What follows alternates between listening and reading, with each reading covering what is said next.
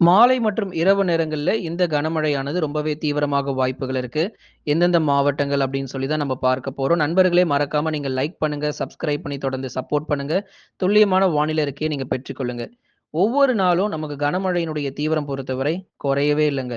எல்லா மாவட்டங்களிலும் மழை வருமா அப்படின்னு சொல்லி பலரும் கேட்டிருந்தாங்க.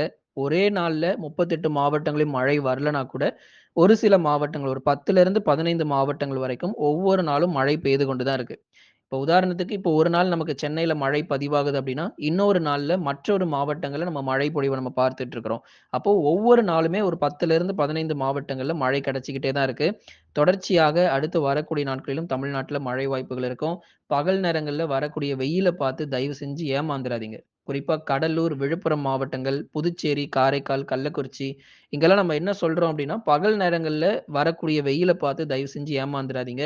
அதே போல தான் சென்னை, திருவள்ளூர், காஞ்சிபுரம், செங்கல்பட்டு, விழுப்புரம், கடலூர் இது போன்ற மாவட்டங்களிலும் பகல் நேரங்கள்ல வெயில் வந்தாலும், இரவு நேரங்கள்ல கடுமையான மழை இருக்கு. சில இடங்கள்ல காற்றுடன் கூடிய, இடியுடன் கூடிய கனமழை அப்படிங்கிறது ரொம்ப தீவிரமா இருக்கும்.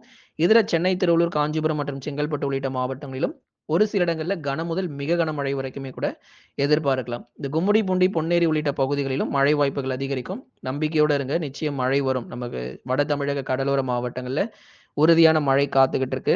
அதுக்கப்புறமா உள் மாவட்டங்கள் பத்தி சொல்லணும்னா, இரவு நேரங்கள் மட்டும் தான் மழை வாய்ப்புகள். மற்ற நேரங்கள்ல நீங்க எதிர்பார்க்கவே தேவையில்ல. மழை வராது.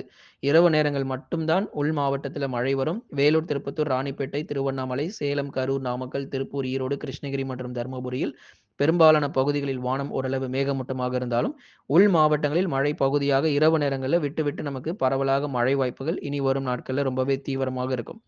தொடர்ச்சியாக நம்ம பார்க்கலாம். தென் மாவட்டங்கள்ல கனமழை வருமா? கண்டிப்பாக மழை வரும். மதுரை, திண்டுக்கல், விருதுநகர், சிவகங்கை, ராமநாதபுரம், தூத்துக்குடி மற்றும் திருநெல்வேலி போன்ற மாவட்டங்களிலும் மிதமானது முதல் கனமழை. இதுல கனமழையினுடைய தீவிரம் அப்படின்னா, திண்டுக்கல் மாவட்டத்தில் இருக்கக்கூடிய மேற்கு பகுதி, கொடைக்கானல், ஒட்டன்சத்திரம், பழனி உள்ளிட்ட பகுதிகளிலும் மழை வாய்ப்புகள் ரொம்ப அதிகமாக இருக்கும். சின்னாளம்பட்டி உள்ளிட்ட இடங்களிலுமே கூட நம்ம கனமழை எதிர்பார்க்கலாம். திண்டுக்கல் மாவட்டத்தில. மதுரை மாவட்டங்களிலும் பல பகுதிகள், மதுரை மாவட்டம் முழுவதுமாகவே பரவலாக நமக்கு கனமழை வாய்ப்புகள் அதிகரிக்கும். பகல் நேரங்கள்ல லேசான வெயில் காணப்பட்டாலும், மாலை மற்றும் இரவு நேரங்கள்ல இந்த மழை பொழிவுகள நீங்க அதிகம் எதிர்பார்க்க முடியும்.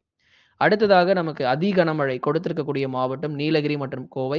ஏன் நம்ம நீலகிரி மாவட்டத்தில அதி கனமழை சொல்றோம் அப்டின்னா, கண்டிப்பா 20 சென்டிமீட்டருக்கு மேலாக மழை இருக்கும். குந்தா பகுதிகள் அதிகமா பாதிக்கப்படும். நீலகிரி மாவட்டத்தில குந்தா மற்றும் அவலாஞ்சி பகுதிகள் பாதிக்கப்படும்.